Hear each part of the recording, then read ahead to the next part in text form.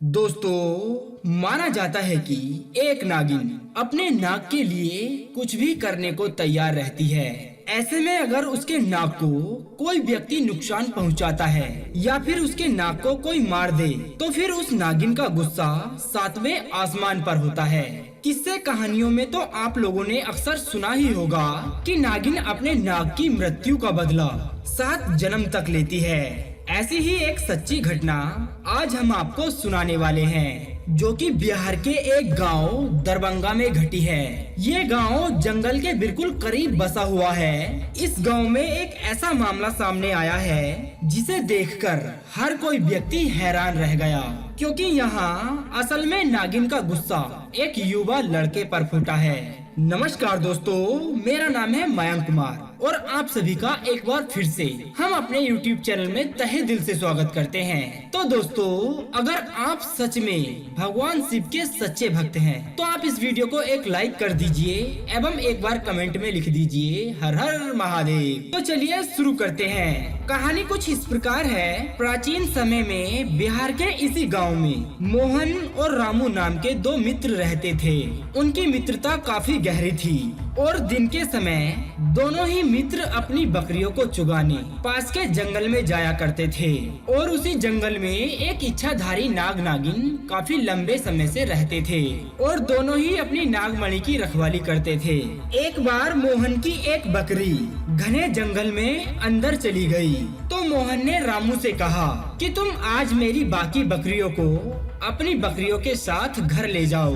मैं अपनी उस खोई हुई बकरी को ढूंढकर लाता हूँ जो जंगल में अंदर चली गई है। उधर नागिन भी अपना भेष बदलकर तथा मनुष्य रूप धारण कर अपने नाग को नागमणि की रक्षा करने के लिए छोड़ गांव में भ्रमण के लिए निकल गई।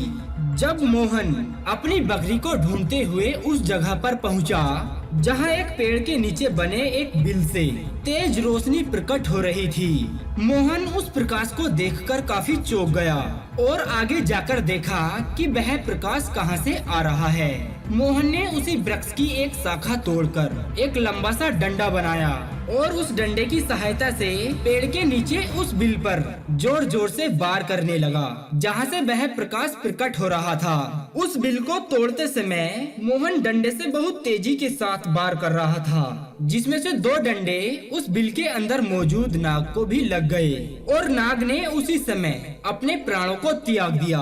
उसने पहले उस नाग को डंडे से हिलाकर देखा कि यह मरा है या नहीं। जब उसने पूरी अच्छी तरीके से यह सुनिश्चित कर लिया कि नाग मर चुका है, तो उसने अपने मैले हाथों को अपने वस्त्रों से साफ करके उस नागमणि को उठा लिया और तेजी से अपने घर की ओर भागने लगा। और वो ये भी भूल गया कि वह एक बकरी को ढूंढने जंगल में आया था। इधर जब नागिन वापस अपने बिल की ओर लौटी और जैसे ही उसने अपने नाग को मरा हुआ देखा और वहाँ से नागमणि भी गायब है, तो वह भयंकर क्रोध में क्रोधित हो गई।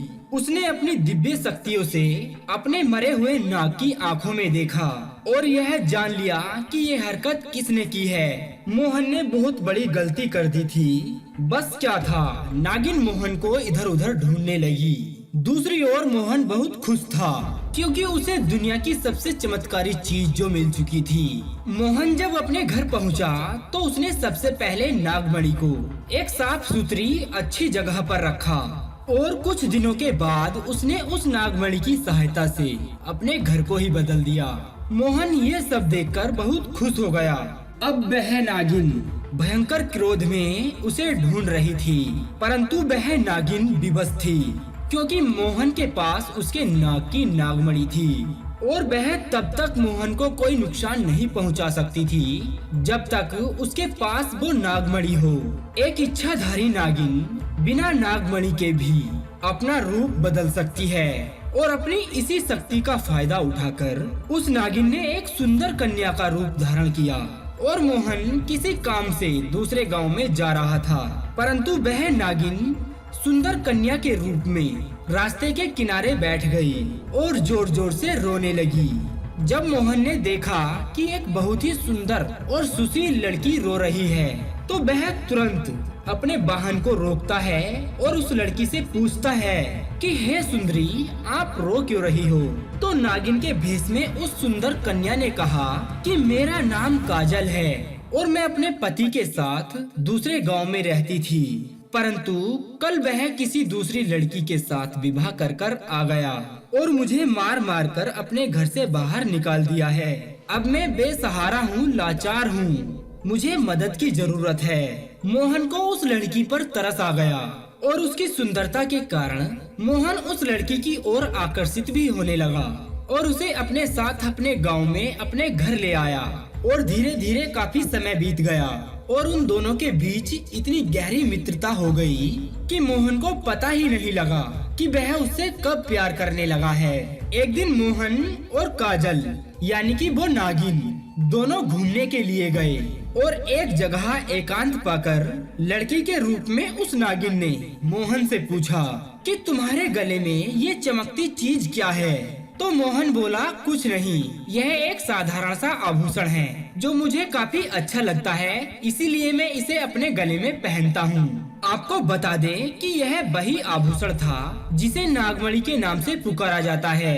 तब काजल बोली, क्या तुम इस आभूषण को कुछ समय के लिए मुझे दिखा सकते हो, क्योंकि मुझे इसकी चमक बहुत भाती है। मैं देखना चाहती हूँ कि आखिर मेरे गले पर कैसा लगता है। इस पर मोहन काफी क्रोध में बोला कि नहीं, ये चीज मैं तुम्हें नहीं दे सकता हूँ। इसके बदले तुम मुझसे कुछ भी मांग सकती हो, मैं तुम्हें वो दे सकता हूँ, लेकिन ये नहीं दे सकता। इस पर काजल एकदम से गुस्सा होकर बोली कि मोहन, तुम तो कहते थे कि तुम मुझे जान से भी ज्यादा प्यार करते हो, लेकिन मैंने तुम्हारे गले की ये माला क्या मांग ली। इस साधारण सी चीज के लिए तुम मुझे मना कर रहे हो और मुझ पर काफी क्रोध भी कर रहे हो।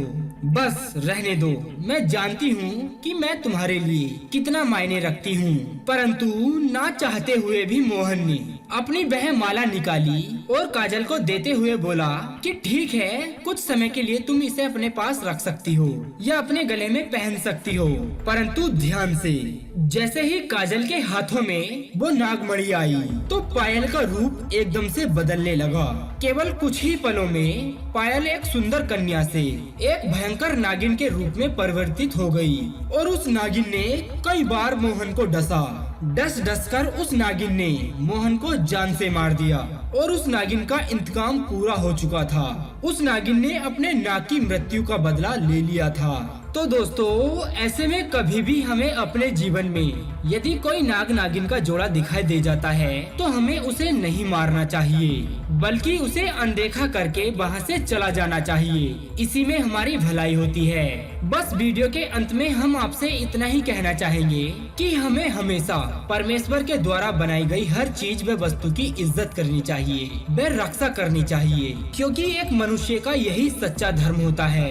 अगर आपका इस वीडियो के बारे में कोई सुझाव है तो आप हमें कमेंट करके जरूर बताइएगा और वीडियो को लाइक करके अपना प्यार हमें जरूर दीजिएगा। आगे और भी ऐसे ही इंटरेस्टिंग व मजेदार वीडियोस देखने के लिए आप हमारे इस YouTube चैनल को सब्सक्राइब करना ना भूलें। तो दोस्तों, अब दीजिए हमें इजाजत, ताकि हम आप सभी के लिए एक और ऐसी ही अनसुनी व रोचक जानकारी को ढूंढ कर ला सके। तब तक के लिए आप अपना ध्यान रखिए और हमेशा मुस्कुराते रहिए।